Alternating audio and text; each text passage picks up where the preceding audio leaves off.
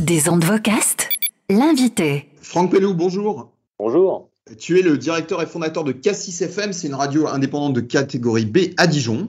Bon, on se tutoie un peu parce qu'on se connaît, on s'est vu sur les salons. Je crois que la première fois que je t'ai rencontré, c'était sur un des premiers salons de la radio à Paris. À l'époque, ça s'appelait encore Le Radio, c'était au Centre Étoile Saint-Honoré. Ça devait être vers 2008-2009 et tu présentais à l'époque ta toute nouvelle radio, Cassis FM, qui venait juste d'être autorisée par le CSA.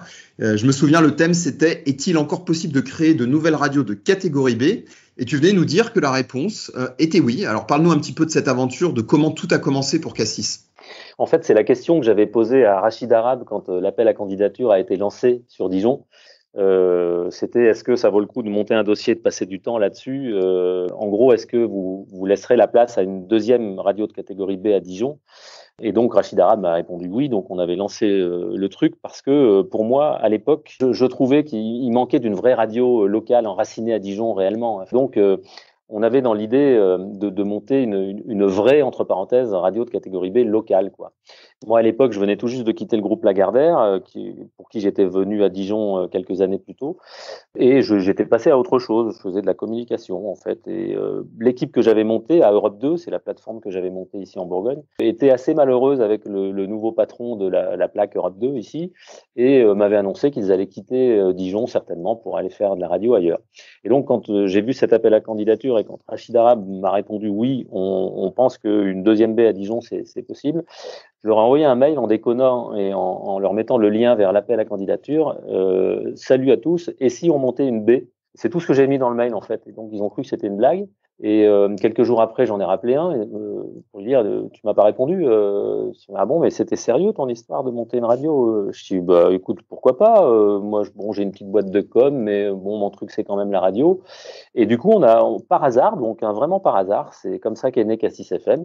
On s'est réunis, on s'est dit bah ouais, c'est une bonne idée. Allez, faisons un dossier, soyons fous, on l'a jamais fait. On a monté le dossier. Un gros dossier qui était soutenu vraiment par toute la ville à l'époque, tout ce qu'il y a ici, le monde sportif, associatif, politique, etc., économique. Et donc, on a obtenu la fréquence. Voilà. Donc, Cassis est né un peu par hasard, suite à une boutade. Parce que c'était pas du tout pour moi, qui suis un homme de radio, mais c'était pas un fantasme d'avoir ma radio, ça l'a jamais été. Donc, c'est un hasard si aujourd'hui j'ai ma radio, je suis bien content de l'avoir. Mais en tout cas, c'est comme ça que Cassis est né. C'est comme ça que pas mal de projets entrepreneuriaux d'ailleurs se lancent. Des fois, c'est un peu sur des coups de tête et ça peut donner des très belles réussites. Alors pourquoi le nom Cassis FM? Il faut savoir que Dijon a plusieurs spécialités. Bon, il y a bien sûr le vin, le Bourgogne, il y a la moutarde que tout le monde connaît, puis il y a aussi le cassis, le noir de Bourgogne, qui est cultivé sur les hautes côtes de Nuits, au-dessus des vignes.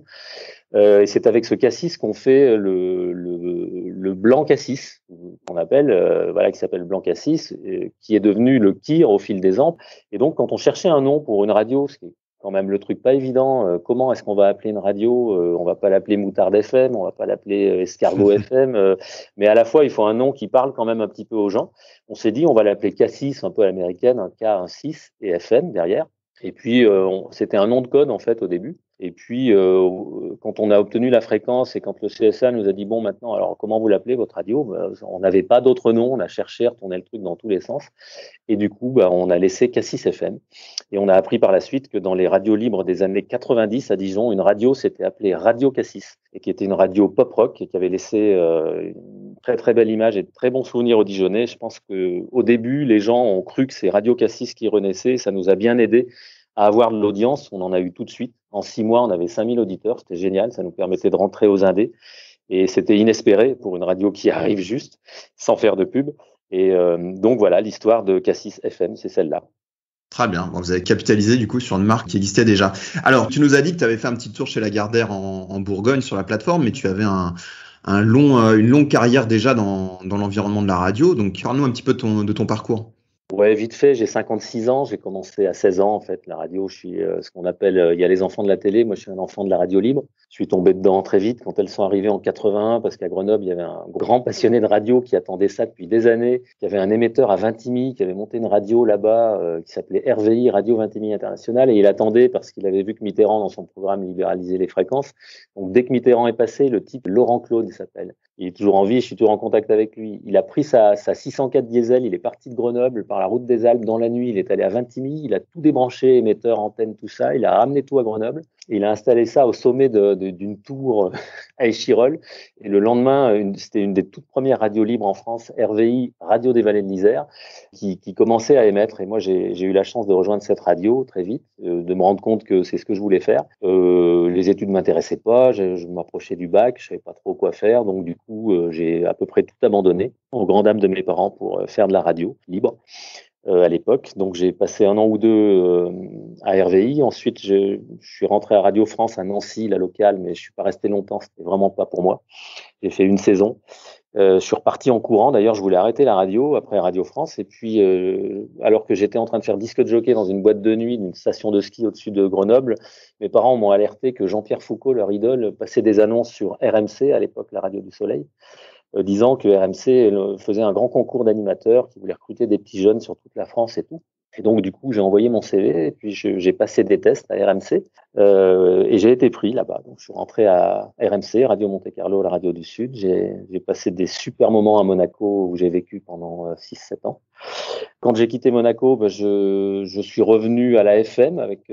J'avais un petit peu peur parce que c'était vraiment une radio généraliste, grandes ondes, où j'avais fait plein de trucs là-bas. Mais bon, je suis retourné à la FM où on m'a pris à Europe 2 à Paris. C'était Guy Banville à l'époque. Je me rappelle qu'il y avait un peu des réticences à me prendre parce qu'il trouvait que j'étais plus assez FM, mais un peu trop périphérique. Et donc, je me suis refondu dans le moule de la FM à Europe 2, à Paris, où j'ai fait quelques années, des trucs super. J'ai animé le morning, juste avant l'arrivée d'Arthur. J'ai animé Radionet, la première émission sur Internet qui marchait pas à l'époque, mais c'était nous, à Europe 2, qui avions lancé ça. C'est une idée de Guy Banville, c'était rigolo. Et puis, quand j'ai été trop vieux pour Europe 2, j'ai monté un étage, RFM. Et puis, bon, RFM, au bout d'1 an, où Nicolas Lespaul m'avait donné les chansons d'amour à faire le soir, je me suis dit, écoute, t'as fait le tour. Faudrait que tu fasses autre chose. Tu veux continuer la radio, mais il faut arrêter animateur, journaliste. C'est mort. Enfin, ça t'intéresse plus comme avant. Et donc, je suis allé voir Frédéric Schlesinger, qui était un vieil ami, qui était aussi à l'époque mon patron de Europe 2, RFM et MCM, et que j'avais connu en faisant de la course automobile bien avant. Et je lui ai dit, Frédéric, je tripe plus, je kiffe plus à faire de l'antenne. Est-ce que t'as pas une idée, machin? Et il a eu la bonne idée de me dire que le groupe Lagardère à l'époque lançait des plaques, des plateformes, et donc il y en avait plusieurs. J'ai raté Montpellier de peu, où franchement je serais plutôt allé spontanément à Montpellier. Mais il y avait Dijon, donc Dijon que je connaissais par le circuit automobile où j'étais venu 2-3 fois faire des courses. Et donc je me suis retrouvé à Dijon. C'est Frédéric qui m'a envoyé ici pour monter une plateforme régionale. Je pensais y rester 1 an ou 2, franchement. Dijon, la moutarde, bon. Et puis, c'était en 2000. Et voilà. Et tu es devenu bourguignon pour la vie en montant cette plateforme régionale. Et ensuite, le lancement de Cassis FM. Donc, tu lances Cassis FM en 2008. Donc, tu pars de rien avec tes associés. Il y a tout à monter. Donc, comment ça se passe? Effectivement, on part de rien avec rien. Très peu de moyens, puisque mes associés, au départ, sont les gens que j'avais recrutés à Europe de Dijon. Et donc, on n'a pas beaucoup d'argent. On est des professionnels de radio. On sait faire de la radio, mais on n'a jamais monté de radio. Donc, les choix techniques, les travaux, faut trouver un local. Il faut choisir quoi mettre dedans. Alors, on trouve un local, mais il y a tout à refaire dedans. On a moins de 2 mois pour faire ça. Il faut signer le local. Moi, j'étais inscrit au marathon de New York. J'étais à New York quand il fallait signer le local en tant que gérant. C'était vraiment des choses... c'est con, mais c'est tout ça avec le local qui était dans un état pitoyable. Il faisait un hiver pourri. Je me rappelle, les peintres n'arrivaient pas à peindre parce qu'il n'y avait pas de chauffage. Monter le studio, choisir le système de diffusion, les antennes, le prestataire, les trucs. Tout ça s'est fait vraiment super à l'arrache et je me demande encore comment le 16 janvier 2008 on a réussi à émettre, mais on l'a fait. Et on a commencé donc le 16 janvier à 5 heures du matin. C'était un super moment. On était tous branchés sur la FM, la fréquence, et au moment où ça a commencé à émettre, je me rappelle, il y avait une équipe. C'était magique. Une tournée, ouais, c'était super parce qu'enfin notre radio, on avait fait l'habillage, fait faire l'habillage, tout ce qu'il faut pour faire une radio. Et enfin, ça commençait et c'était vraiment une émotion géniale. J'imagine. Alors parlons de Cassis FM aujourd'hui. L'antenne de Cassis FM, ça ressemble à quoi aujourd'hui? Ça ressemble à ce que je voulais faire. Ça ressemble à une radio locale. Mais qui, quand on la branche, ne ressemble pas. Enfin, on se dit pas, ouh là là, c'est une radio locale. Écoute, l'habillage pourri, les animateurs qui ont un accent du coin. Mais ça ressemble à une radio locale par le contenu, parce que c'est un vrai contenu local qui est fait par des gens qui habitent ici, dans une société qui est basée ici. Et ça, je trouve qu'aujourd'hui, c'est vachement important. Ça fait toute la différence parce que nous, on connaît vraiment la ville de Dijon. Malheureusement, on n'a qu'une fréquence ici à Dijon. On en reparlera peut-être, mais alors heureusement, on l'a, mais malheureusement, il n'y en a qu'une. Donc, ok, c'est un gros bassin de population, c'est une ville moyenne, Dijon, mais néanmoins, ça ne permet pas d'équilibrer les comptes. Mais en tout cas, ça permet, puisque nous, on habite ici, de bien connaître la ville, de bien connaître la métropole, puisque c'est une métropole aussi de plus de 250 000 habitants. Et donc, on fait de la radio pour ces gens-là. Et comme on connaît bien cette métropole, je trouve que ça sonne vrai. Et ça, c'est ce que je voulais faire en termes de contenu. Donc, on essaie de faire un maximum de contenu local, de l'info locale aussi, de la vidéo maintenant depuis le mois de janvier, où j'ai recruté un journaliste alternant qui est venu rejoindre l'équipe, des podcasts, etc., etc. Et puis, c'est aussi une radio qui se veut différente par la musique. Depuis le début, on a toujours essayé de passer, bien sûr, du top 40. Il en faut, parce que si on n'en met pas, les gens viennent pas. On s'adresse aux 25-55 ans. C'est une cible large, mais il leur faut quand même leurs principaux titres. Mais les rotations ne sont pas trop serrées. Et que ce soit dans les nouveautés, où on prend quelques risques avec ce qu'on appelle les repérages, ou dans les gold, où on prend beaucoup de risques avec ce qu'on appelle les crèmes de cassis, qui sont des titres que les autres radios, mes amis programmateurs sur les réseaux appellent ça des burns, et me disent, mais t'es malade de passer ça. Bah, nous, on les passe et on les revendique. On dit, écoutez, voici une crème de cassis, on en parlait tout à l'heure, hein, la crème de cassis pour faire les kirs. C'est les chansons que toutes les autres radios ont oubliées, mais pas Cassis FM. Et donc, ça permet aux jeunes de découvrir des fois des vieux trucs dont ils ont entendu parler par leurs parents, mais qu'ils connaissaient pas, et aux parents de se dire, ah bah oui, mince, ça c'est super, j'avais oublié. Depuis le début, on essaie d'éduquer les auditeurs à ça, c'est-à-dire si un titre vous plaît pas, restez, il y en a un derrière qui va vous surprendre, ou il y a un titre derrière qui fera partie des titres que vous aimez, et donc vous aurez bien fait de rester. Et depuis qu'on a Selector, depuis 1 an, en plus, ça permet d'être vraiment plus pointu et de le faire mieux. Donc voilà, c'est ça Cassis, ça ressemble à ce que je voulais, c'est-à-dire une radio que je suis fier d'écouter quand je l'écoute, parce que elle me fait penser à des radios beaucoup plus grosses, comme Sweet FM ou comme d'autres, sauf que nous, ici, on est 6 et qu'on a les moyens qu'on a. Et ça marche bien, hein, ça marche bien. On va revenir dans un instant sur les résultats d'audience de Cassis FM. Mais avant, on va s'écouter quelques extraits de Cassis FM avec comment avoir une présence locale très forte. Bonjour Nicolas, bonjour à tous. On commence avec du sport. Les Jeux Olympiques de Tokyo débutent aujourd'hui. La cérémonie d'ouverture aura lieu en début d'après-midi. Et parmi les athlètes présents sur place, il y a notamment des sportifs de Côte d'Or. Par exemple, Alexis Miele en athlétisme qui sera aligné sur l'épreuve du 1500 mètres. Il y a aussi en escrime Bolade Apiti ou encore la jeune gymnaste Célia Cerber. On suivra toutes leurs performances bien sûr pendant cette quinzaine. L'actualité sportive, c'est aussi du cyclisme. Hier soir, il y avait le critérium de Dijon qui se disputait sur les allées du parc. Et bonne surprise, c'est un bourg. Alors voilà, c'est un extrait des infos locales sur Cassis FM.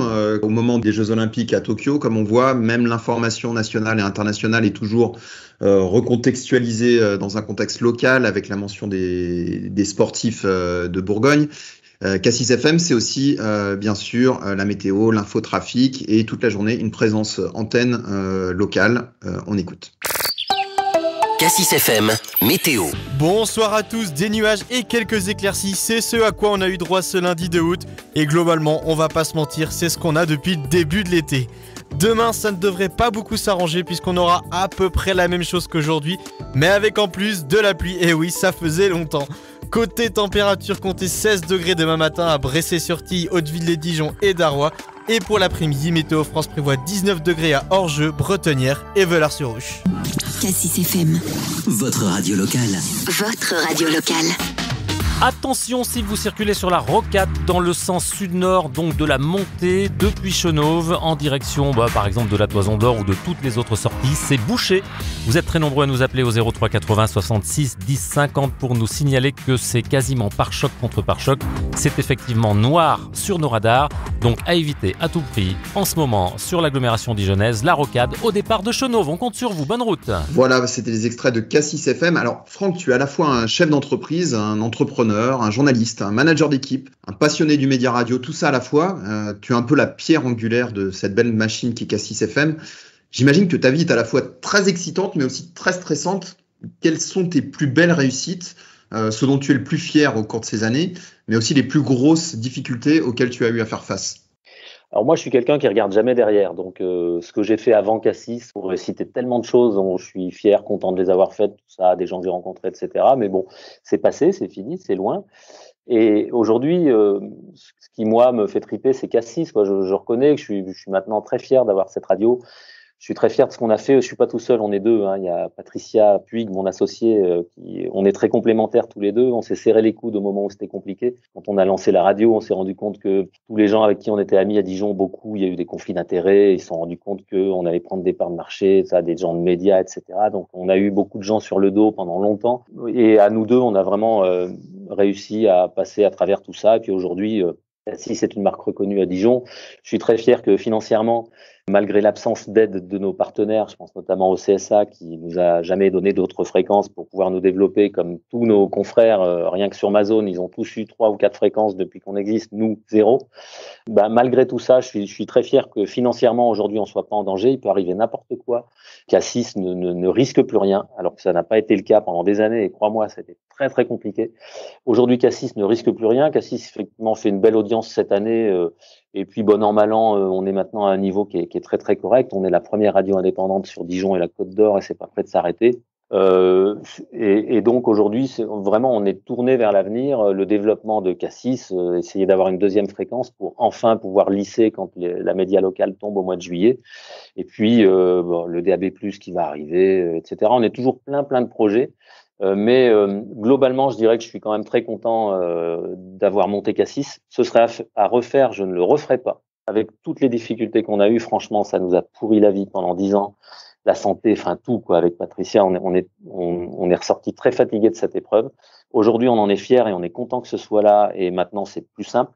Mais ce serait à refaire. Franchement, je le referai pas. D'accord, alors merci pour ton honnêteté, mais on sent en même temps que tu as un sentiment du devoir accompli, que Cassis est sur des bonnes bases. Tu mentionnais les records d'audience, mais juste pour être sûr pour que ce soit vraiment clair pour tous nos auditeurs, avec une seule fréquence, tu as quand même plus de 20 000 auditeurs quotidiens sur ta zone. Sur Dijon, tu es la 6e radio en audience cumulée, toutes radios confondues. Ça veut dire que ta radio, elle est devant RMC, France Bleu, Europe 1, RFM, Skyrock, Chéri FM, Fun Radio, Virgin, donc devant toutes ces radios. Les seules radios qui sont devant toi à Dijon, c'est France Inter, France Info, RTL, Nostalgie et Énergie.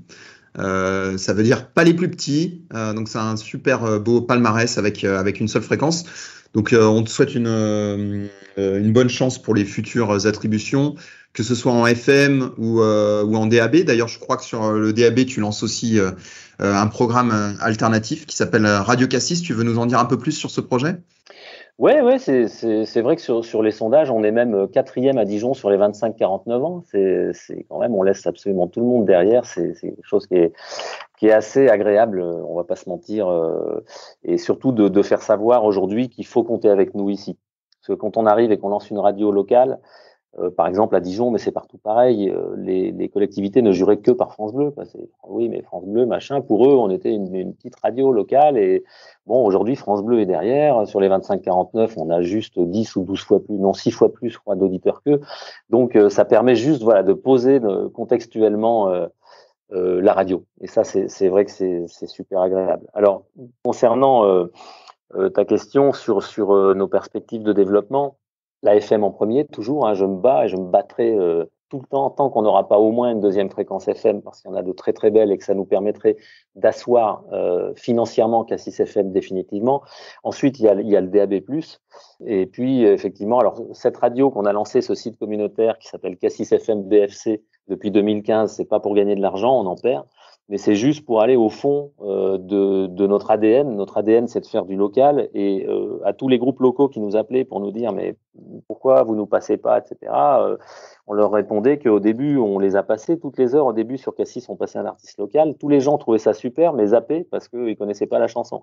Donc, Alors, Cassis FM, juste pour les auditeurs, Cassis FM BFC, c'est Bourgogne-Franche-Comté, pour les gens qui ne sont pas de Bourgogne. Donc, et c'est une web radio qui ne passe uniquement que des jeunes talents de Bourgogne-Franche-Comté. Tout à fait. Il n'y a pas de pub, il n'y a pas d'animateur. C'est vraiment, ça pourrait presque être un pure player dédié aux artistes de Bourgogne-Franche-Comté. On peut l'écouter sur Internet et sur l'application Cassis, sur l'application des Indés Radio, sur son enceinte Bluetooth. Moi, je m'y mets de temps en temps quand j'ai besoin de penser à autre chose, que je trouve que c'est bien d'entendre que des chansons qu'on connaît pas ou peu et qui sont différentes et hyper variées.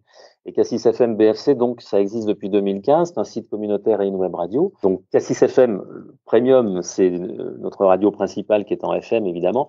Et puis, et qui sera donc en DAB+, également, à partir du 12 octobre, si tout va bien.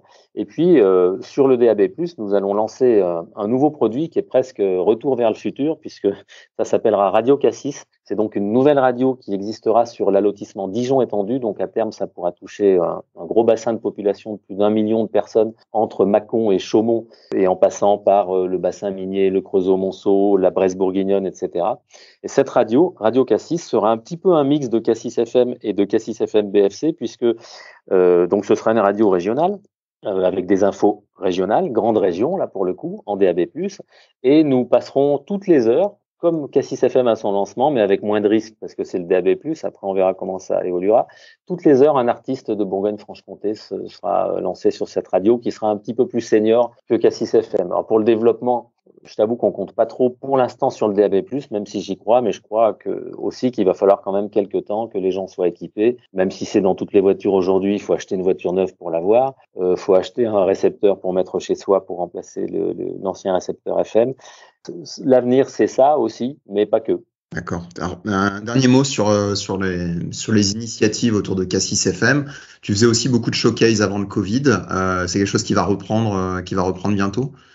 Ouais, ça y est, on y est là. Ça a été un gros manque à gagner pour nous sur 2020 et 2021 parce que on avait monté un modèle économique qui était sympa avec des partenaires qui permettaient à la fois de faire de beaux événements qui rendaient heureux le public et nous de rentrer un petit peu d'argent dans les caisses. Mais là, ça repart le 26 août. Notre premier événement, le showcase dans les jardins du conseil départemental qu'on fait chaque année depuis 7 ans. Et on a des belles têtes d'affiche cette année puisqu'on fait venir, en plus des 5 groupes locaux, parce que c'est le principe toujours, l'ADN de Cassis, c'est ça. Donc il y a 5 groupes locaux qui ouvriront la soirée une demi-heure chacun. En live, tout le monde joue pour de vrai, y compris les artistes nationaux, contrairement à d'autres plateaux, ça j'y tiens beaucoup. Même s'ils ne viennent que jouer en acoustique, comme va le faire cette année Julie Zenati, ou le groupe Cats on Trees, ils viennent à 2, ils sont en acoustique, mais ils chantent. Ils chantent, ils jouent, pareil, pendant une petite demi-heure. On aura aussi en tête d'affiche 3 cafés gourmands. Et ce sera une belle fête et un beau retour aux sources et à notre vie à l'ancienne, où du temps où on pouvait faire des concerts et voir des gens heureux devant une scène. Très bien. Écoute, on te souhaite bonne chance. Je précise à nos auditeurs que ce podcast a été enregistré avant le 26 août, vu qu'il est publié le 1er septembre. Une dernière question un peu, dirons philosophique. Ta radio est une des rares radios à monter dans ce dernier sondage, mais l'ensemble du média radio fait face à une perte assez importante d'auditeurs, notamment à cause du contexte du Covid et des personnes prenant moins leur automobile. Qu'est-ce que tu penses de l'avenir du média radio? Tu penses qu'il est en danger? Tu penses qu'il est dépassé? Tu penses c'est un média qui rebondit toujours? Quelle est ta vision du média radio pour le futur? Alors, en danger peut-être, mais dépassé non. Moi, je fais partie donc de ces gens de radio. J'ai fait que ça toute ma vie. C'est mon trip. C'est quand j'étais petit, j'écoutais déjà la radio. Je trouvais ça super. Maintenant, je suis grand, presque vieux. J'écoute encore et je trouve toujours ça super. Sauf l'été, c'est vraiment pourri la radio l'été. Les grilles d'été, surtout sur les radios généralistes, c'est insupportable. Il y a qu'RMC qui était bien à l'époque où j'y bossais parce que comme l'été, il y avait 2 fois plus d'auditeurs. On cherchait des idées. C'était là où on investissait. C'est ça. Mais là, bon. Alors, j'adore la radio sauf l'été. Enfin, les radios musicales, ça change pas grand-chose. Et je fais partie des gens qui ont toujours pensé que la radio était un vrai média à part entière. On parle aux gens. Et donc, je trouve que les gens, malgré les pure players, malgré aujourd'hui les robinets à musique, les plateformes, les Deezer, Spotify, etc., ont besoin qu'on leur parle tout le temps. Et je me rappelle, j'avais eu cette discussion quand j'ai lancé le dossier Cassis, en fait, parce que quand on a voulu répondre à l'appel d'offres, j'ai questionné quelques amis. J'ai appelé quelques gens de radio, donc pour leur demander ce qu'ils pensaient de lancer une FM. À l'époque, la RNT devait arriver le lendemain, en 2008, je sais pas si tu te souviens.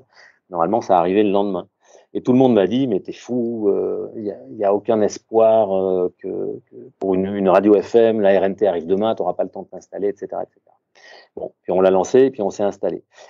Et aujourd'hui, je pense toujours la même chose, que on a besoin de gens qui nous parlent à la radio. Moi-même, je vais écouter sur mes playlists sur des plateformes, mais à un moment donné, il y a un truc qui me manque, je reviens tout le temps à la radio, et je pense que tout le monde revient tout le temps à la radio. Et c'est pas pour rien que, même si on entend d'un côté que la radio a perdu 2 millions d'auditeurs en moins d'1 an, d'accord, mais il y a quand même toujours 39 millions de gens en France qui l'écoutent tous les jours. Tous les jours, 39 millions de gens écoutent une radio. Et donc, pour moi, ça veut juste dire que les gens ont besoin de ce média et que ce média ne disparaîtra jamais. Il évolue, évidemment. La FM, le DAB+, le digital, aujourd'hui, c'est près de 15% de l'audience. Le DAB+, j'espère que ça va apporter à terme. On écoute de plus en plus la radio en podcast. C'est des millions de podcasts tous les mois.